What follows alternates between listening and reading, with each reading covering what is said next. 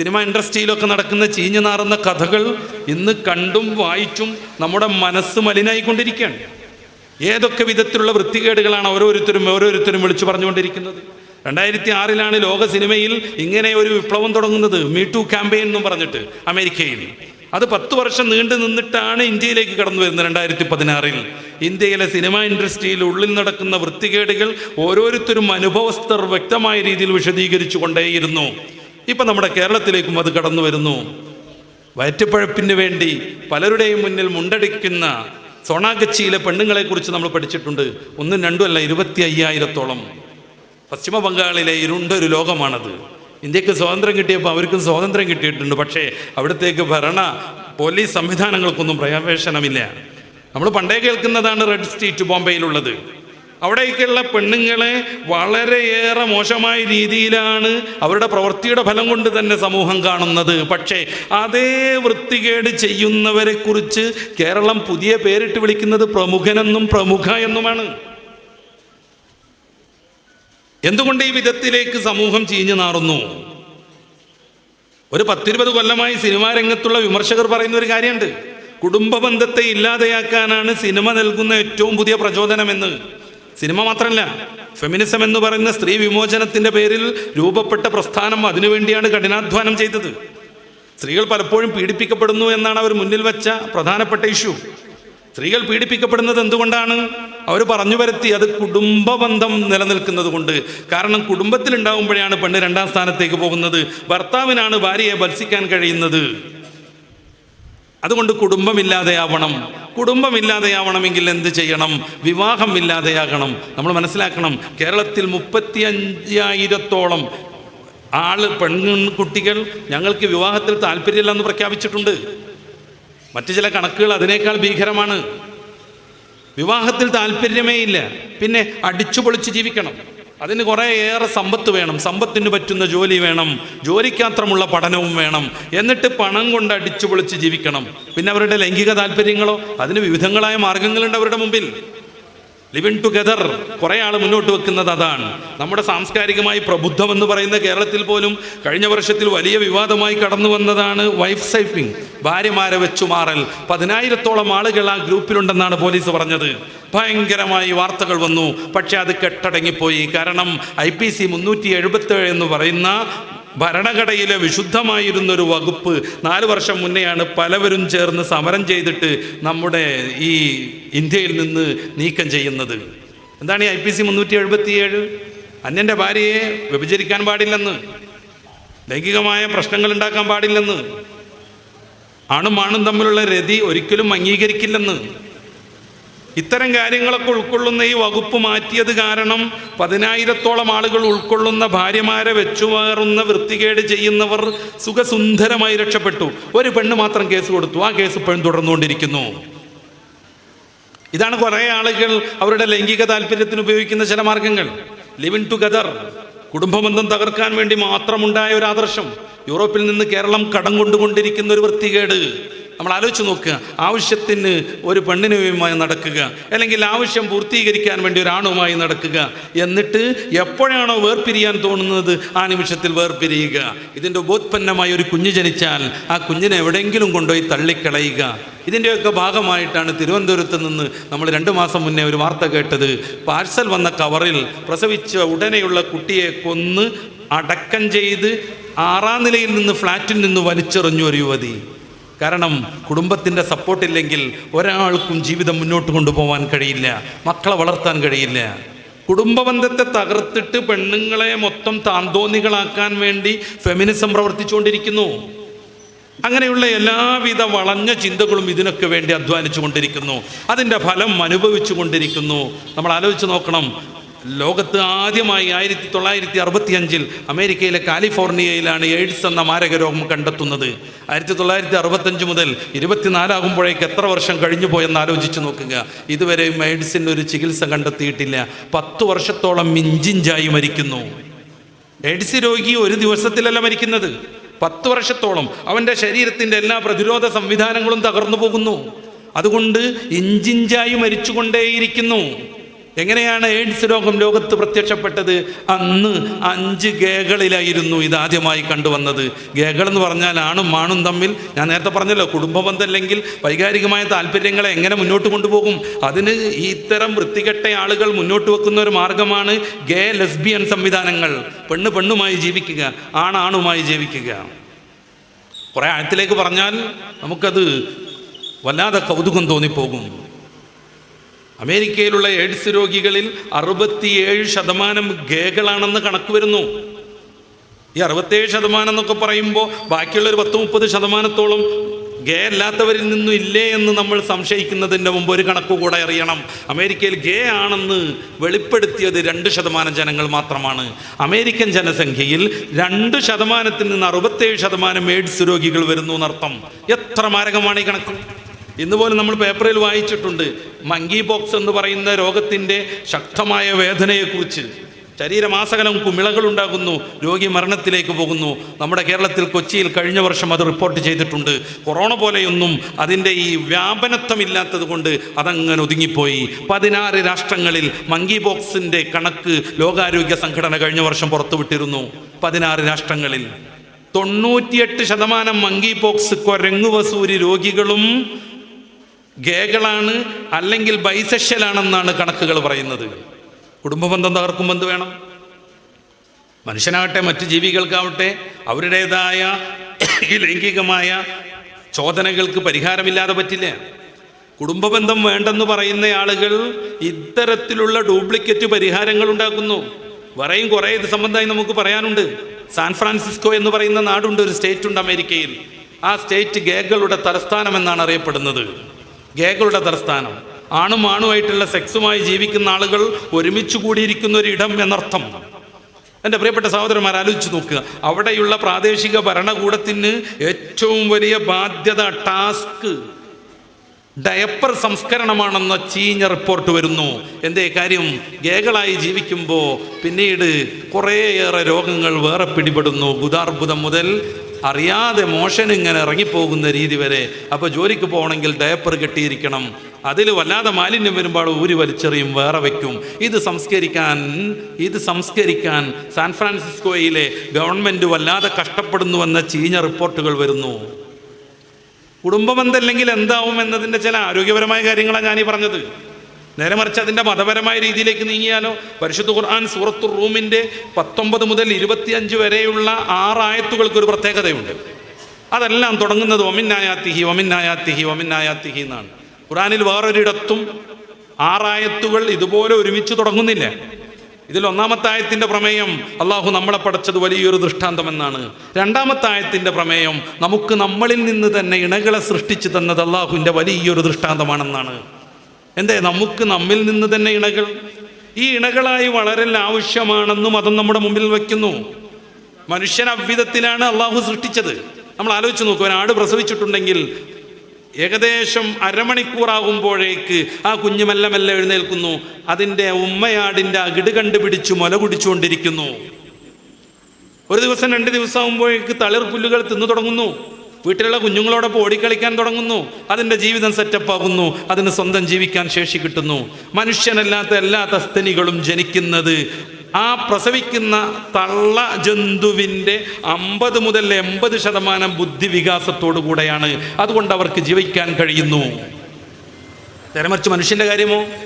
മനുഷ്യൻ്റെ കാര്യം വളരെ കൗതുകമാണ്. ഒരു കുട്ടി പ്രസവിച്ചയുടൻ ആ മാതാവ് കുട്ടിയെ ഉപേക്ഷിച്ചുവെന്ന് സങ്കല്പിക്കുക. ആ കുട്ടി മണിക്കൂറുകൾക്കകം മരിച്ചു പോകും. സ്വന്തം അന്നം തേടാൻ, സ്തന്യം നേടാൻ അതിന് കഴിയില്ല. ദിവസങ്ങളോളം കഴിഞ്ഞിട്ട് ആ കുട്ടിയെ അവഗണിച്ചുവെന്ന് വെക്കുക. ആ കുട്ടി മരിച്ചു പോകും. 2 വർഷം മുല കൊടിച്ചതിന് ശേഷം ഒരു കുട്ടിയെ മാതാവ് അവഗണിച്ചുവെന്ന് വെക്കുക. ഇനി നീയായി നിന്റെ വാടായി എന്ന് പറഞ്ഞ് മാതാവ് വേറൊരു വഴിക്ക് പോയിട്ടുണ്ടെങ്കിൽ, വേറൊരാളെടുത്ത് സംരക്ഷിക്കുന്നില്ലെങ്കിൽ ആ കുട്ടി മരിച്ചു പോകും. മനുഷ്യക്കുട്ടിക്ക് ബുദ്ധിവികാസം പൂർത്തിയാവാൻ ഏകദേശം 13 വർഷത്തോളം എടുക്കും. ആ സമയം വരെയും ഉമ്മയുടെ ശക്തമായ സപ്പോർട്ട് ഈ കുട്ടിക്കുണ്ടാവണം.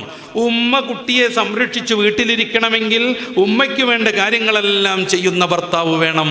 കുടുംബബന്ധം നിർബന്ധമെന്ന് മനുഷ്യ സൃഷ്ടിപ്പിലൂടെ പടച്ച റബ്ബ് തെളിയിച്ചു തന്നിട്ടുണ്ട്.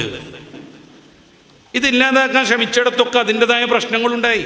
ഹബീബായ റസൂൽ തങ്ങളുടെ വാക്കുകൾക്കും പ്രവൃത്തികൾക്കും സാർവലൗകികത്വം കിട്ടുന്നതിൻ്റെ ഒരു ചെറിയ രൂപമാണ് ഞാനീ പറയുന്നത്.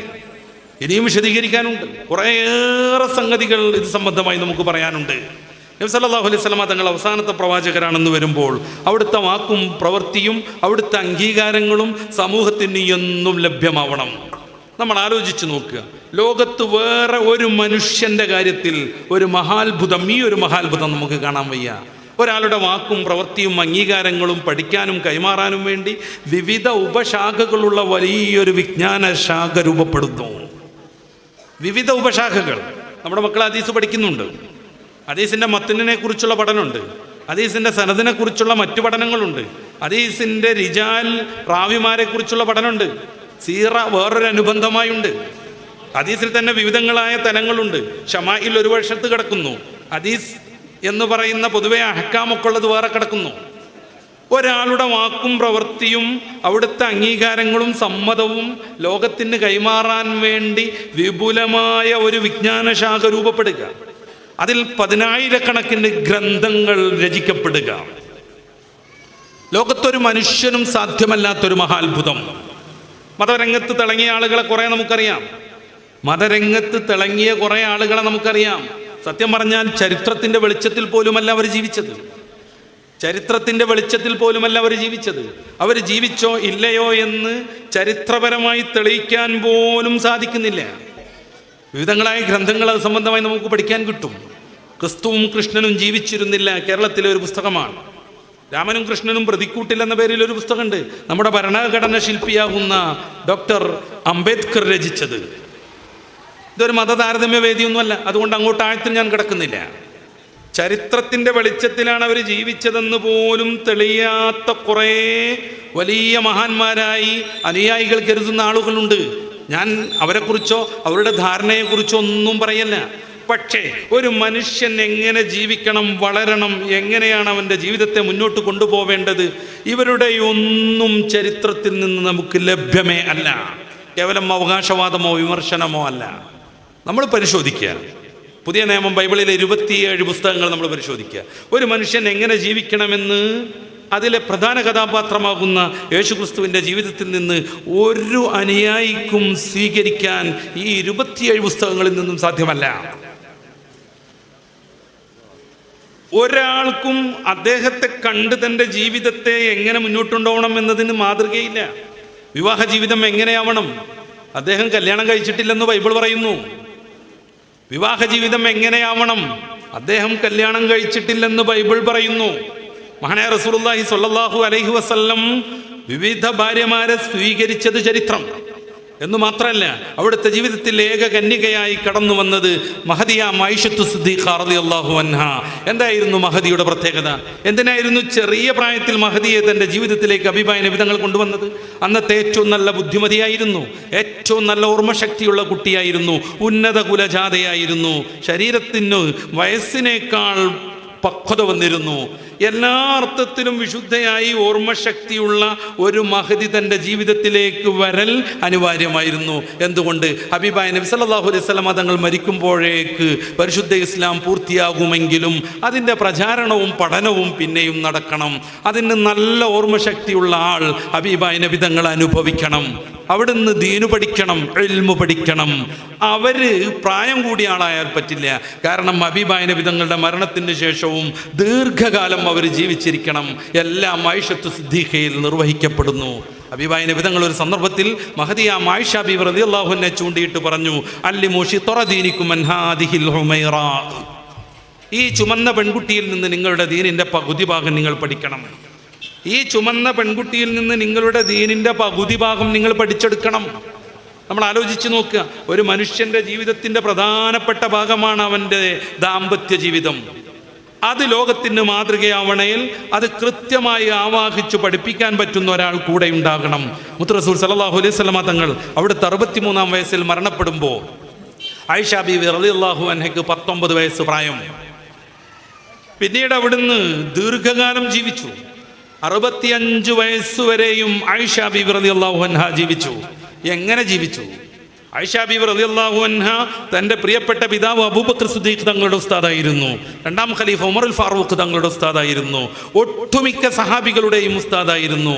മഹദി നിസ്കാരം കഴിഞ്ഞ് ദിക്റും സലാത്തും ഖുർആൻ പാരായണവും കഴിഞ്ഞ് സിറ്റൗട്ടിൻ്റെ തൊട്ടപ്പുറത്ത് മറയ്ക്കപ്പുറം വന്നിരിക്കും. ഓരോ സഹാബി വര്യനും വന്ന്, ഉമ്മി, ഞങ്ങൾക്കിടയിൽ ഇങ്ങനെ ഒരു പ്രശ്നം ഉണ്ടായി, അതിൻ്റെ നിവാരണം എന്താണെന്ന് ഹബീബായ നബി തങ്ങൾ എന്തു പറഞ്ഞുവെന്ന് പഠിപ്പിച്ചു വന്ന് അന്വേഷിക്കും. മഹദി ആ കാര്യം വിശദീകരിച്ചു കൊടുക്കും. ലോകത്തെ ഏറ്റവും കൂടുതൽ ഹദീസ് റിവായത്ത് ചെയ്തത് അബ്ദുറഹ്മാൻ ബിൻ സഖർ എന്ന് പറയുന്ന അബൂ ഹുറൈറ റളിയല്ലാഹു അൻഹു. രണ്ടാമതായി ഏറ്റവും കൂടുതൽ ഹദീസ് റിവായത്ത് ചെയ്യുന്നത് മഹദിയ ആയിഷ ബീവി റളിയല്ലാഹു അൻഹ. കുറച്ചു കാലമൊന്നുമല്ല, 65 ആയുസ്, 65 വയസ്സ് വരെ അവിടുന്ന് ജീവിച്ചു. സഹാബികളുടെ ഘട്ടം കഴിഞ്ഞു. മുഹമ്മദ് ബിൻ മുൻകദിർ റളിയല്ലാഹു അൻഹുവിനെ പോലെയുള്ള താബിഈ പ്രമുഖർ ആയിഷ ബീവിയുടെ ശിഷ്യരായി വന്നു. താബിഈങ്ങളുടെ താബിഈങ്ങൾ ആയിഷ ബീവിയുടെ ശിഷ്യരായി വന്നു.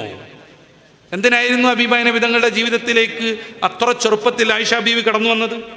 അവിടെയുള്ള മറ്റു ചില വിമർശനങ്ങളൊക്കെ ഉണ്ട്. ചെറിയ കുട്ടിയെ ജീവിതത്തിലേക്ക് സ്വീകരിച്ചു എന്നൊക്കെ പറയുന്നത്. തൽക്കാലം ഞാൻ അങ്ങോട്ട് കടക്കണില്ല. ഒരു കാര്യം മാത്രം പറയാം. നബി സല്ലല്ലാഹു അലൈഹി വസല്ലം തങ്ങൾ വിവാഹം കഴിക്കുന്നതിൻ്റെ മുമ്പ് ഒരു മജൂസിയുമായി മഹദിയ ആയിഷ ബീവി റളിയല്ലാഹു അൻഹയുടെ വിവാഹം നിശ്ചയിച്ചിരുന്നു. നബി തങ്ങൾ കല്യാണം കഴിക്കുന്നില്ലെങ്കിൽ ആയിഷ ബീവിയെ അദ്ദേഹം കെട്ടിക്കൊണ്ടു പോകുമായിരുന്നു. അന്നത്തെ അവസ്ഥ മാത്രമല്ല, ഈ ഒരു 10-20 കൊല്ലം മുന്നേ വരെയുള്ള നമ്മുടെ കേരളത്തിൻ്റെയൊക്കെ അവസ്ഥ അങ്ങനെ തന്നെയാണ്. അറിയപ്പെടുന്ന പല പല പ്രമുഖരും കല്യാണം കഴിക്കുന്നത് ഈ പ്രായത്തിലോ അതിനേക്കാൾ താഴെയുള്ള കുട്ടികളെയാണ്. രാമകൃഷ്ണ പരമഹംസർ കല്യാണം കഴിച്ചത് 5 വയസ്സുള്ള കുട്ടിയെയാണ്. ആ ലിസ്റ്റ് കുറേ പറയാനുണ്ട്, ഞാൻ അങ്ങോട്ട് കിടക്കില്ല. ഒരൊറ്റ കാര്യം മാത്രം സംബന്ധമായി നമ്മൾ മനസ്സിലാക്കുക. നബിതങ്ങൾ അന്ന് കല്യാണം കഴിക്കുന്നില്ലായിരുന്നെങ്കിൽ മറ്റൊരാൾ കല്യാണം കഴിക്കുമായിരുന്നു. 6-ാം വയസ്സിൽ ജീവിതത്തിലേക്ക് വന്നിട്ടും 9-ാം വയസ്സ് വരെ റസൂൽ കൂട്ടിക്കൊണ്ടുപോയില്ല. മഹാനായ സിദ്ദീഖുൽ അക്ബർ റളിയല്ലാഹു അൻഹു പലപ്പോഴും പറയും, മോളെ കൂട്ടണ്ടേ കല്യാണം കാണാനുള്ള മോഹം കൊണ്ട്. പിന്നീട് 9-ാം വയസ്സിലാണ് റസൂലിൻ്റെ ജീവിതത്തിലേക്ക് ആയിഷ ബീവി റളിയല്ലാഹു അൻഹ കടന്നു വരുന്നത്. ഈ വിവാഹം ഒരു പ്രായത്തിൽ നിശ്ചയിക്കുക എന്ന് പറയുന്നത് പരമാബദ്ധമാണ്. ഒരു പ്രായത്തിൽ വിവാഹത്തെ നിശ്ചയിക്കുക എന്ന് പറയുന്നത് പരമാബദ്ധമാണ്. ഇപ്പോഴും 10 വയസ്സിൽ കല്യാണം കഴിക്കൽ അനുവദനീയമായ സ്റ്റേറ്റുണ്ട് അമേരിക്കയിൽ. ലോകത്തെ ഏറ്റവും ചെറിയ അമ്മ ആരാണെന്ന് പ്രിയപ്പെട്ട ചെറുപ്പക്കാരൊക്കെ ഒന്ന് ഗൂഗിൾ ചെയ്ത് നോക്കുക. ഏറ്റവും ചെറിയ അമ്മ ആരാണെന്ന്. പെറു എന്ന നാട്ടിലുള്ള 5.5 വയസ്സുകാരി പെണ്ണിനെ നമുക്ക് കാണാൻ പറ്റും. ഏറ്റവും ചെറിയ അമ്മ, അവർ പ്രസവിച്ച കുഞ്ഞിനോടൊപ്പം നിൽക്കുന്നത് കണ്ടാൽ ജ്യേഷ്ഠത്തി അനുജത്തി എന്ന് തോന്നും. ആ സ്ത്രീ 85 വർഷം വരെ ജീവിച്ചു. നമ്മൾ വെറുതെ ഒന്ന് ഗൂഗിൾ ചെയ്യുക, ഏറ്റവും ചെറിയ അമ്മ ആരാണെന്ന്. ആയിഷ ബീവി റളിയല്ലാഹു അൻഹ പക്വമതയായിരുന്നു. എല്ലാ അർത്ഥത്തിലും പൂർണ്ണയായിരുന്നു. ഇമാം നവവി റളിയല്ലാഹു അൻഹു അവിടുത്തെ ശറഹു മുസ്ലിമിൽ ഈ കല്യാണത്തിൻ്റെ മാനദണ്ഡം പറയുന്നുണ്ട്. വയസ്സിനേക്കാൾ ശാരീരിക ബന്ധത്തിന് പക്വമാവുക എന്നതാണ് ഈ ലൈംഗിക ബന്ധത്തിനുള്ള മാനദണ്ഡം.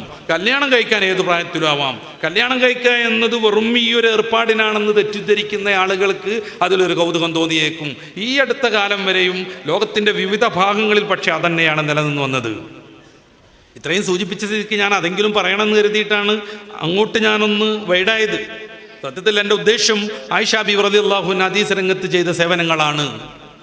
അങ്ങനെ ഓരോ സഹാബിയും കാതോരം കൈമാറി, ലിഖിത രൂപത്തിൽ കൈമാറി, ഹബീബായ നബി തങ്ങളുടെ ചര്യ ഒന്നുപോലും വിട്ടുപോവാതെ ഈ ആധുനികരായ നമ്മുടെ മുമ്പിലെത്തുന്നു. ഈ സ്റ്റേജിൽ പ്രഭാഷണം നടത്താൻ കയറിയ എല്ലാവരും സലാം പറഞ്ഞു. എൻ്റെ കാര്യം കമ്മ്യൂണിക്കേഷൻ എക്യുപ്മെൻറ്റ്സ് തീരെ വികസിക്കാത്ത 6-ാം നൂറ്റാണ്ടിൽ ജീവിച്ച മുഹമ്മദുർ റസൂൽ സ്വല്ലല്ലാഹു അലൈഹി വസല്ലം കോടാനക്കോടി മനുഷ്യരെ പഠിപ്പിച്ചൊരു കാര്യം, സംസാരം തുടങ്ങുമ്പോൾ സലാം പറയണമെന്നാണ്. ഈ സ്റ്റേജിലേക്ക് കാലെടുത്ത് വെച്ചവരൊക്കെ വലതുകാൽ മുന്നിൽ വെച്ചു, ഇറങ്ങിപ്പോയവരൊക്കെ ഇടതുകാൽ മുന്നിൽ വെച്ചിറങ്ങിപ്പോയി. മനുഷ്യൻ്റെ ജീവിതത്തിൻ്റെ ഓരോ തന്തുവിനെയും, അവൻ്റെ ഏറ്റവും സ്വകാര്യ ഇടങ്ങൾ, അവൻ്റെ ടോയ്ലറ്റിലുള്ള ഏർപ്പാട് എങ്ങനെയാവണമെന്ന്, ശൗചം ചെയ്യേണ്ടത് എങ്ങനെയാണെന്ന്, അങ്ങോട്ട് കയറേണ്ടതും ഇറങ്ങേണ്ടതും എങ്ങനെയാണെന്ന്, വിസർജനത്തിനിരിക്കുമ്പോൾ ഏത് വിധത്തിലിരിക്കണമെന്ന് മുഅ്മിനിന് കൃത്യമായ ബോധമുണ്ട്. എന്തുകൊണ്ട്? ഹബീബായ നബി തങ്ങൾ അത് പഠിപ്പിച്ചു. ആ പഠിപ്പിച്ച കാര്യം തീരെ ഡയലൂട്ടാവാതെ സമൂഹത്തിലേക്ക് കൈമാറി വന്നു. അതിന് ശരിക്കും വ്യവസ്ഥാപിതമായ മാർഗം പടച്ച റബ്ബി ഉമ്മത്തിന് കാണിച്ചു കൊടുത്തു.